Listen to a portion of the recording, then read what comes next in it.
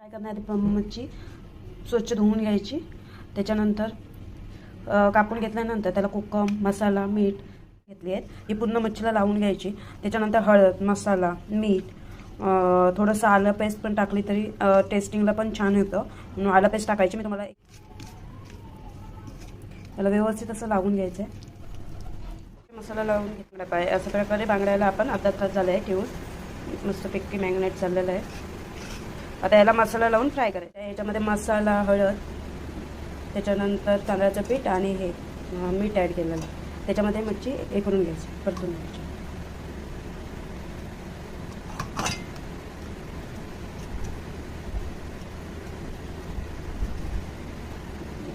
लावून घेतली.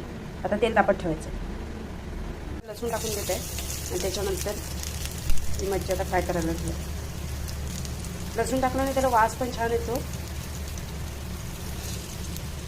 आणि वरून मी आता कढीपत्ता टाकते.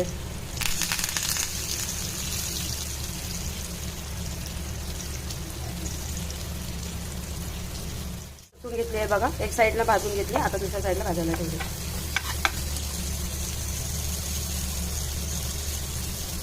काय झाले त्याच्यावर कोथिंबीर थोडीशी टाकून घेतली आहे मी. आता कशी छान दिसते आणि शिजली पण छान.